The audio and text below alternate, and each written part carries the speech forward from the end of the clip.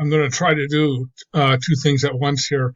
I'm holding office hours for another course on Zoom right now, but nobody's in, so I can get this off to you. I want to do a little recap of the last couple of weeks that we've been working on the informative speech. So, first thing we did was we chose a topic, right? Then we did front matter. The topic allows you to set objectives for the front matter. So when you do front matter, it's not part of your speech. It's part of your outline, but not part of your speech.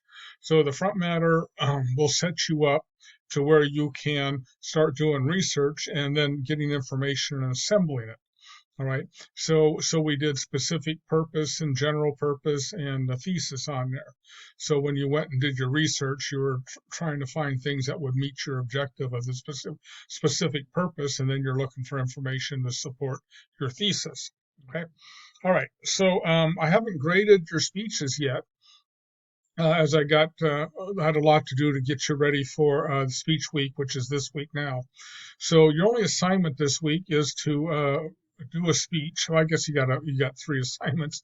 So you do your speech, and then you do your another outline.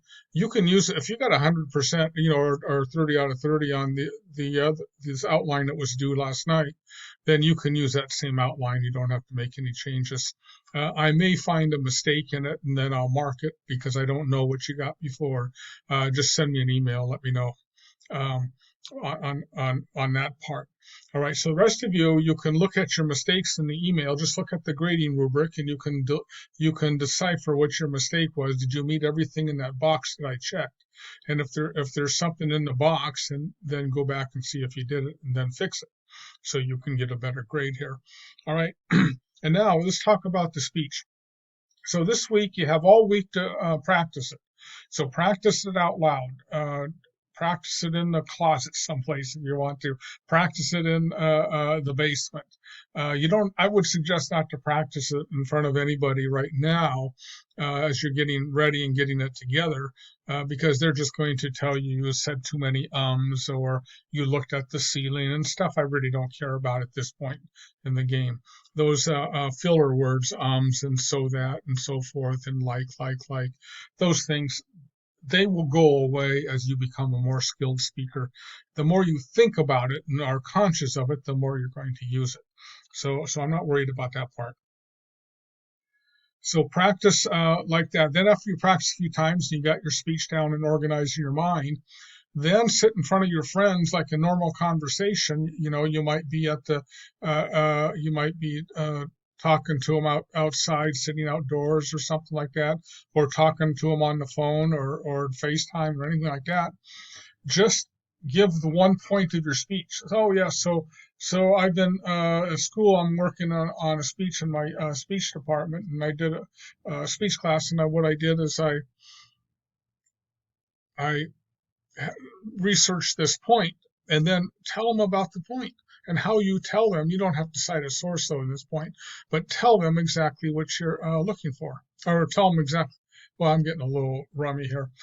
Tell them exactly what your point is there, okay? And then just talk to them. Don't even tell them it's part of your speech. Just tell them it's something that you just ran across, information you ran across, okay? So don't let anybody know that you're practicing your speech here, but just do it in normal conversation. All right, so now the other thing to practice. Oh gosh, I haven't listed them yet. I'm going to list how to make your speaking notes, and you're to use 2 sheets of paper only. You can't hold the paper or flip the paper or anything like that. So I got some notes here that I'm talking on this video with. So make sure to follow the instructions for the speaking notes. And don't put your notes right up here or write it out and read it. When you read, you become monotone. So don't read at all. I'm tweaking the rubric right now on it. But anyway, do practice and practice with notes. You don't have to memorize anything. So if your outline, you don't just simply memorize your outline or read your outline. Your outline is just made to organize the information. Now, how you give the information back to us, you can tell the narratives in many different ways. So I'm not looking at an outline, watching your speech and making sure you're saying what's on the outline, or you got everything on the outline in the speech. You don't have to get everything in the outline in the speech. You have to stay between 4 and 5 minutes. Now, don't go over 5 minutes, because if you do, there's a severe penalty on it. You'll notice it on the rubric. You go over 5 minutes, and the grade comes down fast.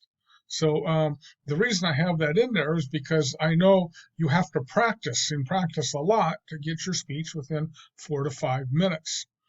All right, so I was hoping to do 5 minutes. I see I'm going over a little bit too. So let me make sure I hit the main points here. Okay, don't wait until the last minute to record your speech.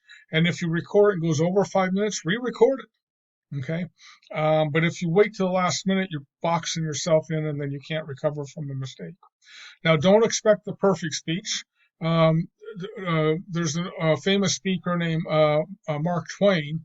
He said that whenever you give a speech, there's three speeches that take place: the speech you practice, the speech you gave, and the speech you should have given. All right, no matter what it is, those happen there. So don't hold yourself to perfection. As long as you're communicating your main idea, you'll be fine. And then each point start out with a according to. So say your point, then give support of your point, evidence according to, and then give a narrative. I always kind of explain it like this. It's point, evidence, narrative. Point, evidence, narrative. Point, evidence, narrative. And of course, the narrative supports your point and your evidence. All right, and don't forget to read the rubric. All right, I'll let you guys go. Don't want you to talk too long or listen to me too long here. So good luck on your speeches. I look forward to hearing them. I gotta make sure I gotta make sure I don't end the my Zoom deal that I'm in. All right, see if I can do it.